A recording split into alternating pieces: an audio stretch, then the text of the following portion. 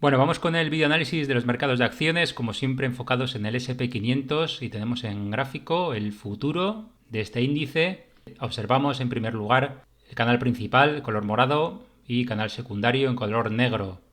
Y el precio está en esa intersección y testeando los 4.500, número redondo. Bueno, es un momento muy oportuno para una distribución, como mínimo de corto plazo. No sabemos si esta vela ha sido de rotura de esta línea principal y está haciendo ahora el throwback para posteriormente continuar hacia arriba, o bueno, ha sido una rotura falsa, está dibujando una especie de estrella del atardecer, algo diluida, y a partir de aquí caer. Esto en cuanto al precio, que es, como digo, el futuro del SP 500, destaca un poco, bueno, tenemos en el Concord esta divergencia bajista muy oportuna en esa zona tan alta, y el indicador, bueno, a cierta distancia todavía de la señal de peligro, también nos muestra una divergencia bajista. Aún así, bueno, se mantiene en un momento todavía bastante cómodo como para, bueno, proseguir las subidas. El gráfico del Dow Jones es interesante también. Ha dibujado un hombro, cabeza y hombro invertidos. Y bueno, como todos sabemos, pues estas figuras suelen ser una especie de futura proyección en sentido opuesto, y en este caso, bueno, pues se nos iría al entorno de los 36.000. El precio se mantiene por encima de la neckline, lo cual es previsión de futuras subidas hasta que no cruzase por debajo con bastante holgura, dirigiéndose hacia la media móvil de 200. La predisposición es de que, como digo, las subidas continúen.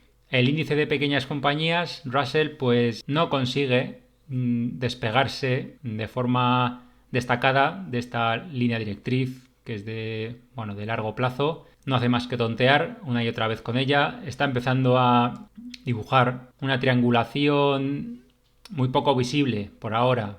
El caso es que se sigue manteniendo dentro de este rango, así que en principio no hay una expectativa muy positiva para estas pequeñas compañías, lo cual es algo preocupante, ya que ocupan una parte importante del mercado y deberían estar siguiendo de alguna forma a los principales índices. En el Nasdaq tenemos la versión opuesta, con muchísima fortaleza y a muy poca distancia de máximos históricos. La subida ha sido, bueno, prácticamente en vertical, desde los mínimos un 40%, un poco más. Y ojo que hay algún aviso, este indicador ya nos muestra aquí una señal de mucho peligro. Es muy posible que sea un anticipo de lo que vaya a venir después, pero tampoco se puede asegurar.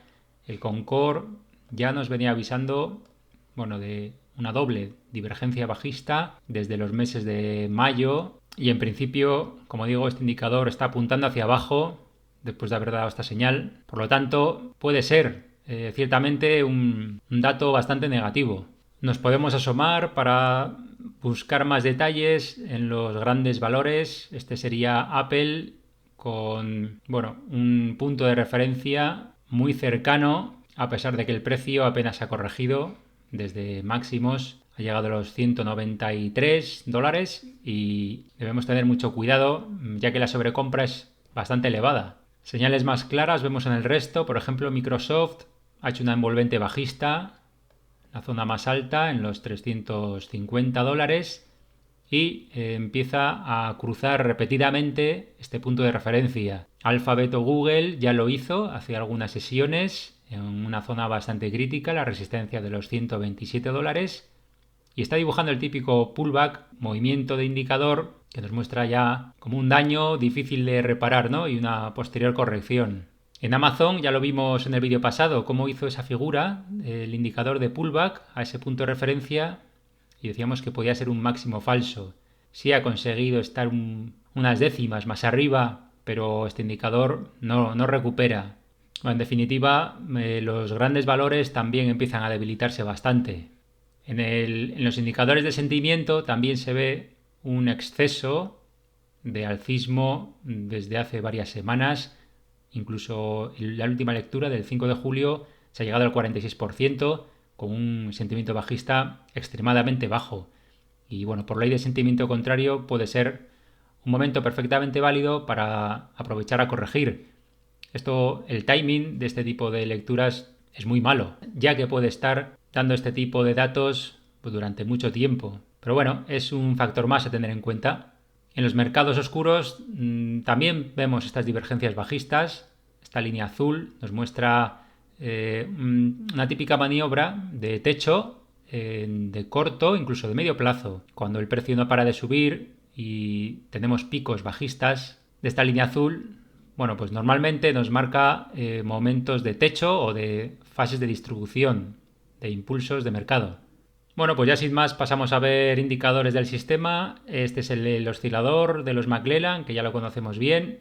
Hace algunos vídeos mostraba este que sería el del Niche. Bueno, esta línea la tenía más o menos como por aquí. La cruzó hacia abajo, era un aviso, sin más, de mucho peligro. Pero bueno, el precio recuperó. Ya comentaba que podía ser perfectamente viable una recuperación alcista, así ha sido. Bueno, fenomenal, no pasa nada, se establece un nuevo punto de referencia, esta vez bastante más sólido o fiable, con el plus extra de que el oscilador del SP500 no había dado esa señal que hemos visto antes aquí. Hay que tener muy en cuenta este tipo de sincronizaciones entre indicadores, aunque sean muy similares, porque uno solo nos puede llevar a una operativa errónea, pero si ya varios de estos coinciden, bueno, pues haremos unas operaciones mucho más acertadas. Por lo tanto, SP500 se mantenía por encima del punto de referencia y el NISE también le obligamos a ir de la mano, ¿no? Con el SP500. Bueno, en definitiva, ahora tenemos dos líneas que coinciden perfectamente. Están muy próximos a aviso de mucho peligro, pero bueno, por ahora no es así. El precio se mantiene en un punto alto y no hay señal de cierre de largos por ahora. En el futuro del SP500 tenemos un indicador muy similar, que ya lo mostré en el vídeo anterior, y a mucha distancia todavía de darnos el inicio de corrección. Bueno, ya comentaba que esto puede darse en muy poco tiempo, también es cierto, pero bueno, la situación es la que es y a día de hoy no hay indicios de corrección. Bueno, me gusta mucho seguir este indicador archiconocido, el histograma del MACD. Este es el gráfico del Niche y ya se empiezan a dibujar también en esta herramienta tan sencilla y tan práctica por las divergencias bajistas que hemos visto anteriormente. Es más, se empieza a dar una estructura de divergencia doble desde este máximo, segundo máximo en precio y tercero. Aquí vemos un segundo mínimo y un tercer mínimo que pueden dar lugar, bueno, pues a algo muy similar a lo que vemos aquí, en estos máximos, y una posterior caída que no fue ninguna tontería. El índice SP500 también dibuja esas divergencias bajistas, un gráfico casi calcado al del Niche, ¿no? Bueno, traigo ahora una curiosidad. Este sería el gráfico del SP500. Aquí en el medio está la volatilidad implícita de este índice y abajo un indicador que nos muestra estrechamientos de esta volatilidad y que suelen dar lugar a movimientos bruscos en el índice. Este es el más reciente en esta lateralidad que hubo aquí y posteriormente se dio una subida bastante fuerte. Bueno, hay una teoría personal que tengo y es que cuando este tipo de estrechamientos dibuja estas barras, porcentualmente suelen ir seguidas de subidas. Y cuando dicho estrechamiento, como está sucediendo ahora mismo, no dibuja estas barras, suele dar lugar a caídas. Esto no funciona siempre, pero sí muchas veces. Por ejemplo, que siempre me gusta mostrar, vamos al año 2020. Aquí tenemos fuerte estrechamiento en agosto del año 2020 y como posteriormente, bueno, pues el índice cayó bastantes puntos. Seguidamente se repitió otra vez esta compactación, la volatilidad implícita, y dio lugar a otra tampoco gran corrección, pero dio lugar a otra corrección de bastantes puntos.